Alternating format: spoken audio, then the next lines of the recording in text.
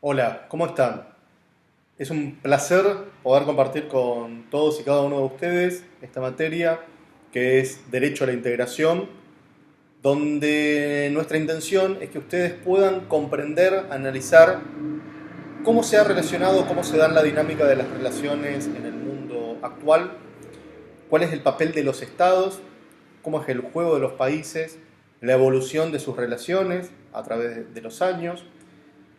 analizar qué contextos históricos hemos tenido, principalmente en el siglo XX, que han modificado y que han cambiado, tal vez para siempre, la forma en que los estados se comienzan a relacionar entre sí,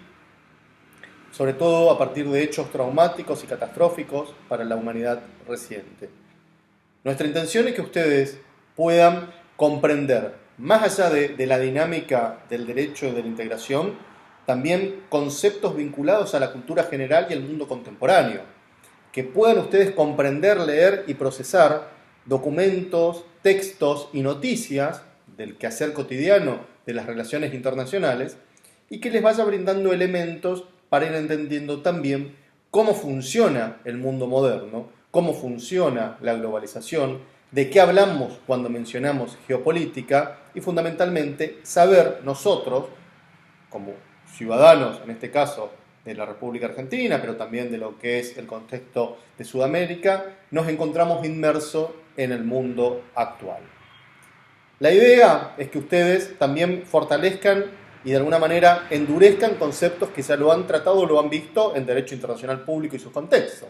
Aquí vamos a de alguna manera trabajar en esta rama que es el derecho a la integración. Y lo vamos a pensar sobre todo con cuestiones que hacen al quehacer moderno, diario y fundamentalmente práctico para que ustedes puedan de alguna manera también tener elementos que les permitan entender la lógica de las relaciones internacionales.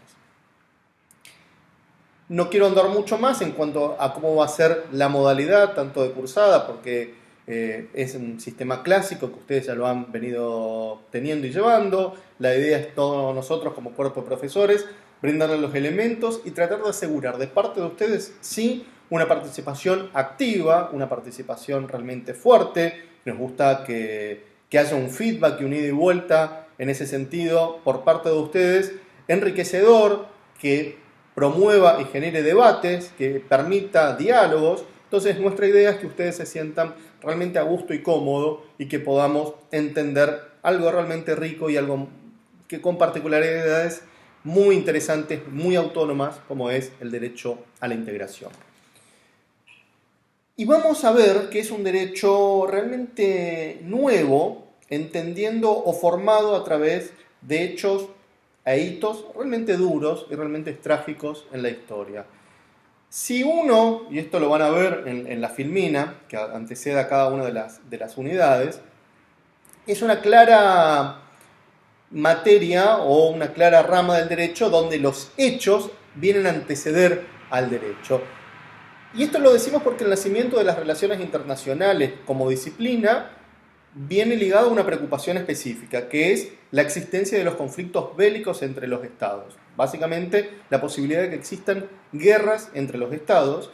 que fundamentalmente la vamos a tener en la primera parte del siglo XX. Pero antes de entrar a 1914, que es el inicio de la Primera Guerra Mundial, conviene irnos prácticamente 9 siglos atrás, allá por el siglo XI, cuando se comienzan a dar ya de manera estratégica conflictos ya no de tipo local, ya no de tipo doméstico, ya no de tipo la invasión de un imperio a otro, o la conquista, sino más bien conflictos basados en la política. Uno de ellos es el llamado conflicto que se viene dando entre el Sacro Imperio Romano contra la cuestión o la parte papal. Y esto era porque el Estado papal comienza a tener un protagonismo cada vez más fuerte, cada vez más duro, cada vez más activo sobre parte de la Europa continental, que empieza a generar conflictos que se van a ir acrecentando por política y por religión, fundamentalmente a partir del siglo XV, en la disputa entre católicos y protestantes, que va de alguna manera desembocar en un conflicto armado que prácticamente destruye y desangra a Europa como es la llamada Guerra de los 30 años. La Guerra de los 30 años produce una verdadera carnicería, no solo en víctimas, sino también en recursos en Europa, y es el primer llamado de atención de cómo esta idea de cuestión prácticamente individual al extremo que tenían los estados, y en ese momento los reinos, que se consideraban prácticamente los poseedores o los tomadores, sin importar la existencia de otro estado, hace que se vayan generando distintos acuerdos que se van a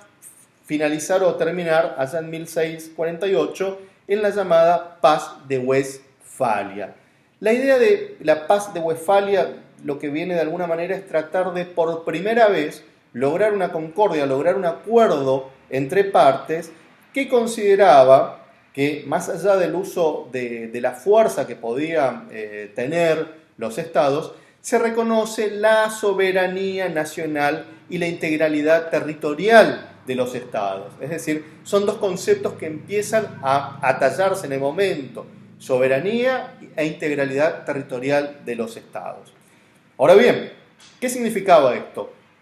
Que mediante este sistema, que se logra con los distintos acuerdos de la Paz de Westfalia, se puede transitar en la idea de una comunidad medianamente organizada, fortalecida en el sentido de que,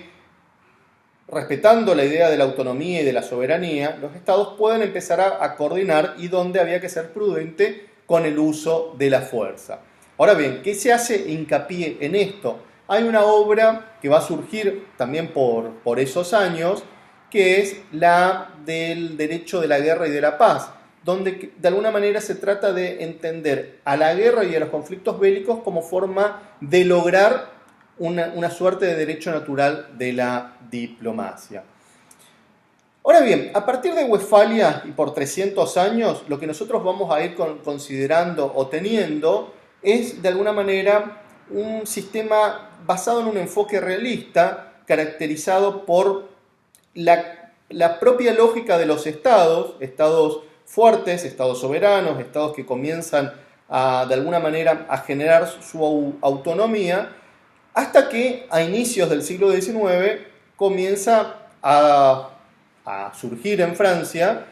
el último emperador o el último de esos viejos emperadores, que fue Napoleón Bonaparte, cuya idea expansionista iba en detrimento de esta soberanía y esta interdependencia e integralidad territorial de los propios estados. ¿Qué va a lograr esto? Bueno, también distintos conflictos armados, una situación de desequilibrio financiero, sobre todo de las monarquías continentales europeos, una ruptura en lo que es el orden internacional, que eso por ejemplo repercute fuertemente en países como Argentina y en todos los territorios donde España era quien tenía de alguna manera la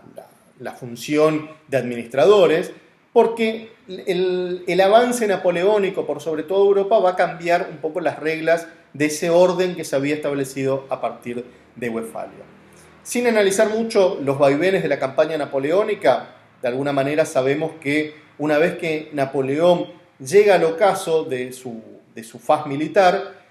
tiene dos conflictos armados que, al perder tanto la batalla de Trafalgar como finalmente la batalla de Waterloo, genera un fin a esa idea de Francia, de alguna manera de asumirse como la triunfadora o el imperio dominante de Europa, tanto continental como por supuesto Europa de lo que hoy conocemos como el Reino Unido. A partir de la derrota napoleónica en 1814 y 1815 se produce el Tratado de Viena, que es una forma también de fortalecer procesos de la diplomacia, es decir, tratar de buscar mecanismos de negociación y de concordancia internacional a los efectos de evitar acciones que a futuro pongan en riesgo nuevamente no el sistema de equilibrio de la soberanía de los estados, sino más bien evitar conflictos armados de larga data que generan sobre todo una desconfianza entre los distintos estados. Pero esto vamos a ver que realmente esta idea que se fue dando, que es el cúlmine tanto Westfalia como el Congreso de Viena, con las ideas maquiavélicas, las ideas de Hobbes, la idea de que más allá de que hay cierta forma de entender a la soberanía de los estados. También los estados pueden disputarse, pueden generar conflictos, les está permitido, pero también va a implicar de alguna manera cierto respeto para evitar catástrofes como ya han sido fundamentalmente la Guerra de los 30 años y la campaña napoleónica. El inconveniente lo vamos a tener, ¿sí?, a partir de 1914. Y ahí sí hay un verdadero punto de quiebre en cuándo y en cómo entendemos a las relaciones internacionales y este surgimiento del derecho internacional en clave derecho a la integración. Y esto se surge con un hecho clave de la historia que se da en lo que hoy conocemos como Serbia, que formaba parte del viejo reino de Yugoslavia, con la muerte del archiduque Francisco Fernando. Este hecho, dentro de Serbia en ese momento, que formaba parte del imperio austrohúngaro, implicaba un fuerte equilibrio de estados. En ese contexto europeo de inicios del siglo XX tenemos, por un lado, todo lo que era Alemania, el imperio austrohúngaro, Francia, el Reino Unido como una potencia colonial expansiva, pero había cuestiones que no estaban claras respecto hacia dónde iba este acuerdo de convivencia que se venía gestando a partir del Congreso de Viena de 1814 y 1815. No es que no hubo conflictos armados, de hecho lo hubo permanentemente, pero eran de baja índole, eran de bajo fuego, eran más bien cuestiones locales o domésticas o cuestiones sin resolver, pero que no ponían en riesgo la paz como un concepto que todavía no estaba formalizado, pero no ponía en riesgo la idea de la superioridad del diálogo por sobre este tipo de cuestiones. La Primera Guerra Mundial, el nacimiento de la Primera Guerra Mundial va a cambiar, y va a cambiar para siempre la forma del relacionamiento de los estados. Se produce un conflicto ya no a nivel local, ya no a nivel puntual, concreto, sino un nivel de escala internacional. Este conflicto que comienza en Serbia va a ir escalando a través de la incorporación de Alemania, posteriormente la declaración de guerra del Reino Unido como Francia, Estados Unidos que en 1917 se mete a la guerra y que va a ser de alguna manera el gran vencedor de esta guerra, no solo en términos políticos, sino fundamentalmente en términos económicos, y que va a surgir la idea o una teoría que se llamó la teoría idealista. Finalizada la Primera Guerra Mundial sin tener un ganador claro o algún elemento preponderante que permita definir quién fue el vencedor, sí podríamos afirmar que hubo un gran perdedor que fue Europa en sí mismo. No solo en cuanto a víctimas, casi 25 millones de personas, sino también en lo que implicó en materia económica, la posibilidad de un rompimiento total de industrias. Y a partir de allí, los estados comienzan a ver quién fue el responsable de haber llevado a este conflicto bélico a una escala mundial. Se determina que el responsable es Alemania. Entonces, a partir del fin de la Primera Guerra Mundial, va a surgir el llamado Tratado de Versalles, por ser firmado en esta ciudad francesa. El Tratado de Versalles, de alguna manera, trata de concebir y argumentar una suerte de política mundial que dé estabilidad, que dé seguridad y que en el escenario o en la arena internacional, como se lo planteaba y se lo llamaba, no escalemos a conflictos de esta índole. Versalles pone la responsabilidad de lo sucedido en la Primera Guerra Mundial a Alemania, pero no solamente a los líderes alemanes, sino al pueblo alemán. Entonces, de alguna manera, lo que va a ir generando, y que lo vamos a ir viendo posteriormente, es una suerte de ser el que tiene que pagar los costos de la guerra, es Alemania y por ende su pueblo. La idea de esta teoría idealista era concebir que el mundo necesitaba preceptos morales para encauzarse,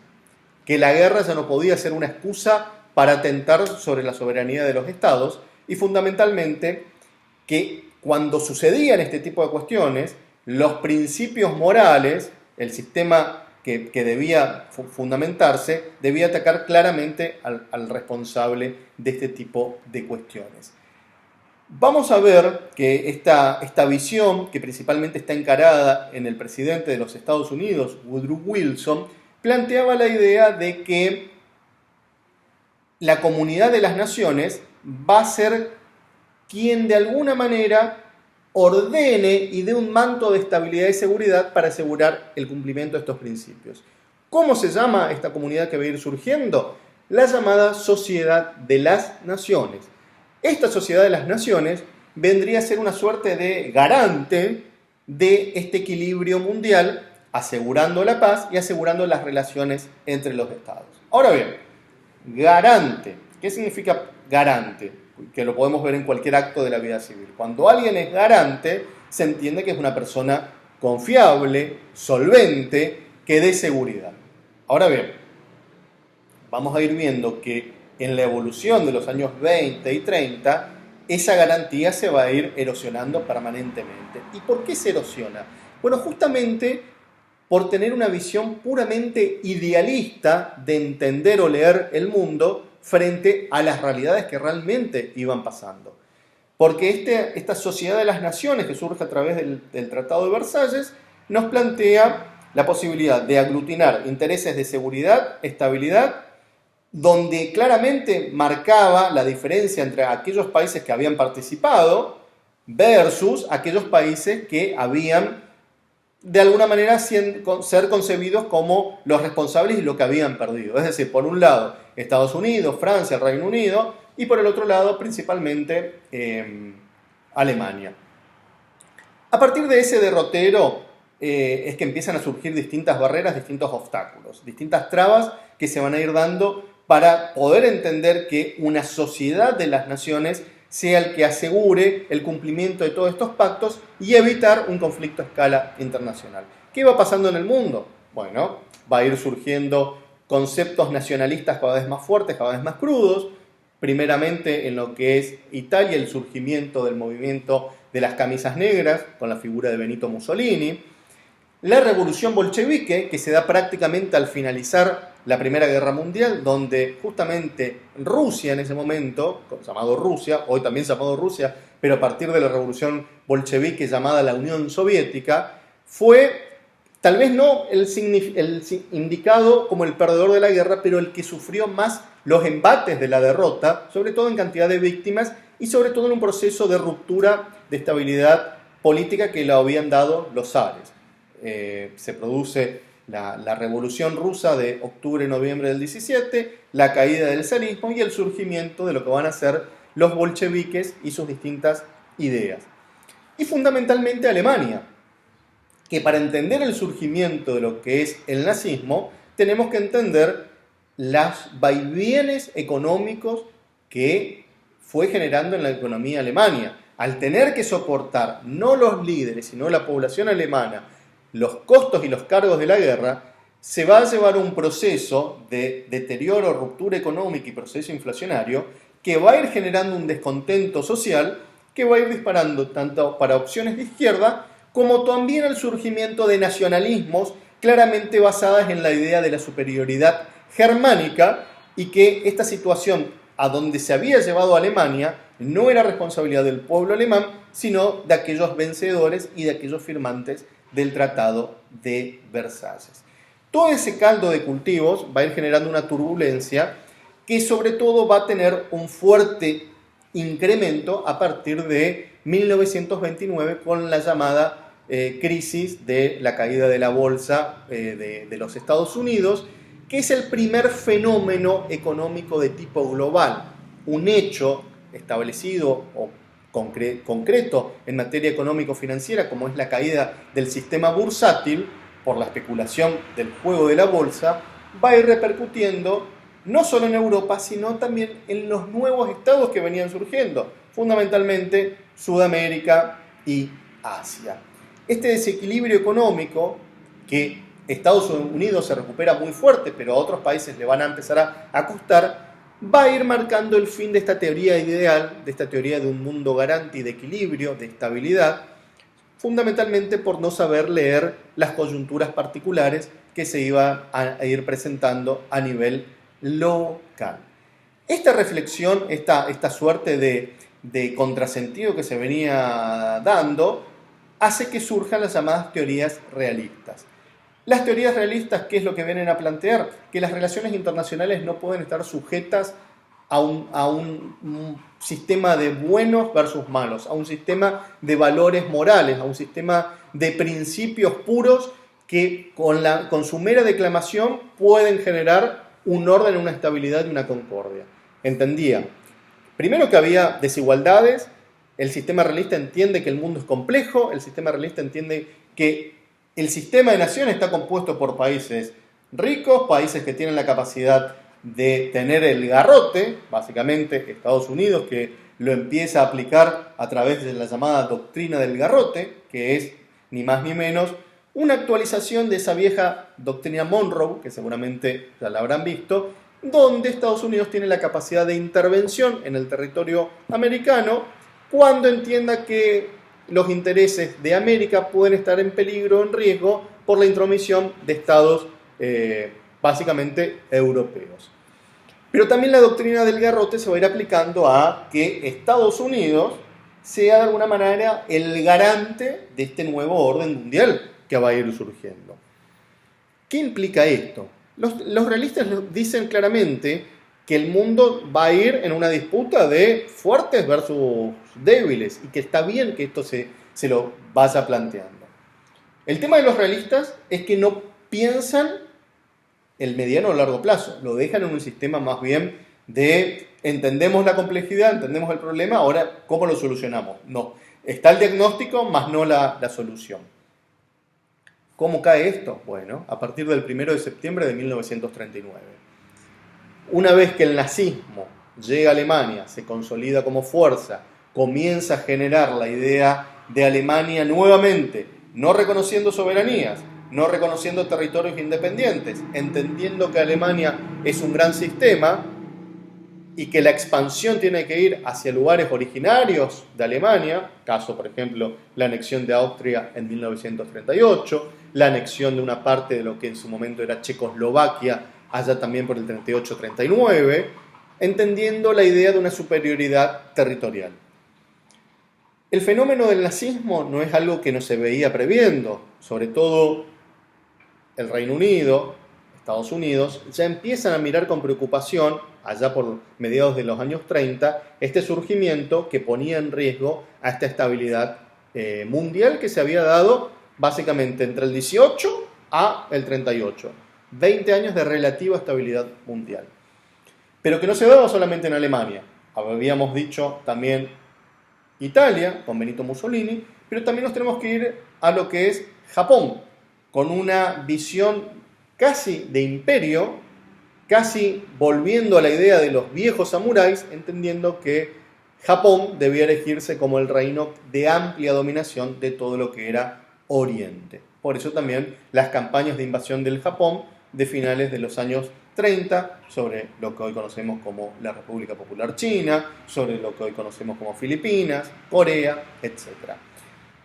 No vamos a hacer aquí un desarrollo de lo que fue la Segunda Guerra Mundial, vale decir que fue el conflicto bélico que atravesó la humanidad y que prácticamente desangró como tal al mundo durante 6 años, más de 60 millones de personas que han fallecido, el holocausto, la destrucción de las economías, la destrucción de lo que era el sistema de la confianza y de la diplomacia internacional,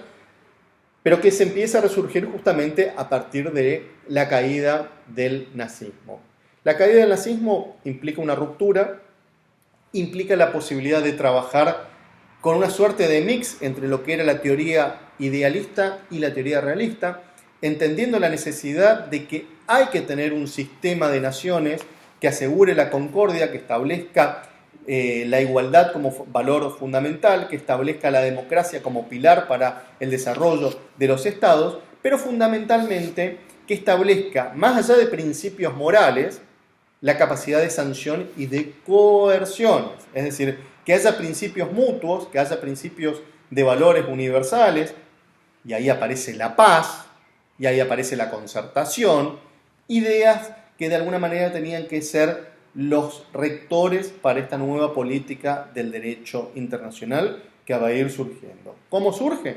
Fundamentalmente con lo que es el Sistema de Naciones Unidas y la Carta de las Naciones de octubre de 1945. A partir de esta visión, de esta idea de entender al sistema de Naciones Unidas ya como un organismo con capacidad de resolución, con capacidad de disputa, el mundo va a ir mutando a un sistema bilateral. La idea es que no podemos volver prácticamente a la destrucción global que nos había llevado a la Segunda Guerra Mundial. Tenemos que apuntar hacia una estabilidad. Y esa estabilidad se va a ir logrando no de forma pacífica, sino a través de la escalada de pequeños conflictos, algunos de mucha incertidumbre y de mucha realmente tensión.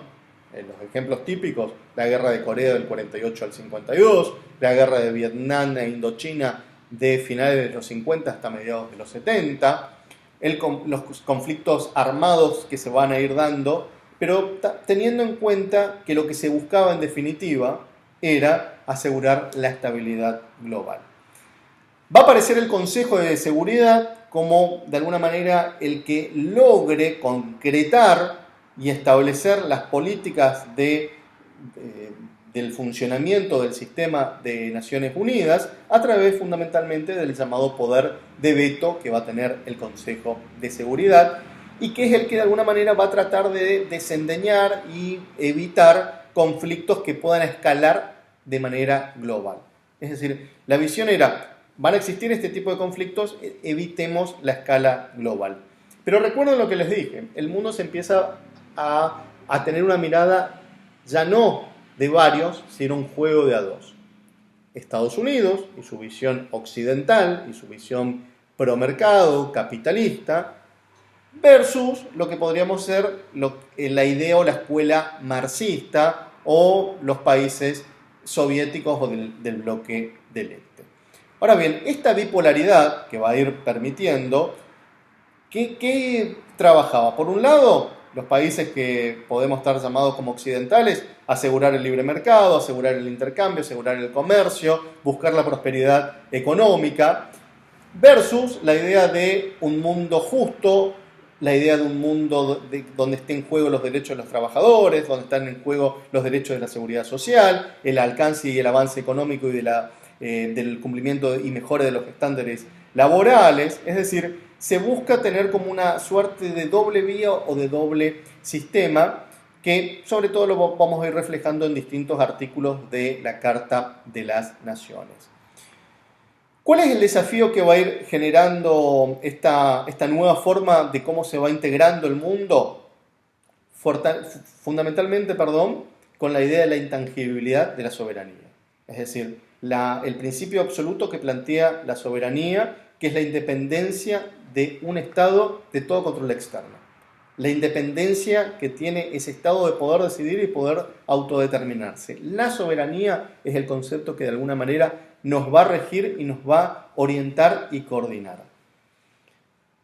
Vamos a ir viendo en el desarrollo de la materia distintos elementos hacia dónde va evolucionando las relaciones internacionales. Pero hay dos cuestiones claves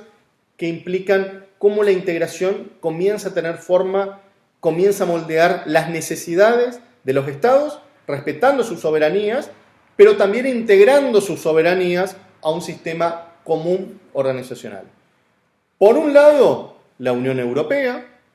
que surge allá a finales de los años 40, precisamente, a través de un acuerdo muy particular, un acuerdo de Carbón que se da entre Alemania y Francia, y a partir de 1957 con distintos elementos, ya no solo de estos dos estados, sino empezando a tomar otros estados partes que van a fomentar la idea de lo que es la Unión Europea, que la conocemos nosotros como es hoy y que ustedes la tienen acá en su filmina. Y por el otro lado, a una escala local, lo que hoy conocemos como Mercosur, tal vez más debilitado, tal vez con más variables, tal vez incluso hasta más inestable que lo que es la Unión Europea, pero con un proceso de integración regional que se va dando primero entre Argentina y Brasil, allá por los años 80, luego de años de mutua desconfianza, de mutuo recelo, fundamentalmente entre Argentina y Brasil, y que incluso había hasta el miedo a un conflicto armado, que finalmente nunca sucedió en estas latitudes, y un proceso de integración que va a ir surgiendo a partir de la vuelta de las democracias en estos países, Argentina en 1983, de la mano de Raúl Alfonsín, Brasil en 1985, a través de Tancredo Neves y luego José Sarney, que lo sucede ya que Neves fallece al poco tiempo de ser elegido, Brasil de una dictadura militar de 21 años, Argentina con el proceso, con la dictadura militar del 76 al 83, Uruguay, que se va a ir luego también de la vuelta de la democracia ya por el año 85, y Paraguay, que es el último de los estados junto a Chile, donde la democracia vuelve, en el caso de Paraguay, en febrero del año 89, con el derrocamiento de una de las dictaduras, no solo más sangrientas, sino más largas, que fue la de Alfredo Stroessner. Una vez que se logre esa estabilidad democrática, en 1991, a través del Tratado de Asunción, los 4 países deciden formar este Mercado Común del Sur, Mercosur, como una gran integración de política regional, que también ustedes lo están complementando aquí en las filminas como en los materiales. A rasgos generales, la integración nos va a permitir unir y ensamblar estos conceptos que vamos a ir viendo, trabajándolos de manera detallada y entender cómo los estados se van a ir agrupando de manera organizativa y cómo los estados van a tener perspectivas, ya no solo de tipo político, sino también de tipo comercial y de tipo económico. Vamos a continuar, vamos a ir viendo y avanzando a medida que estemos en la cursada y en la currícula, en distintas temáticas, pero que siempre vamos a ir volviendo sobre este tipo de cuestiones. Los invito a que sigamos leyendo, los invito a que podamos seguir participando y fundamentalmente los invito a que tengamos un diálogo permanente.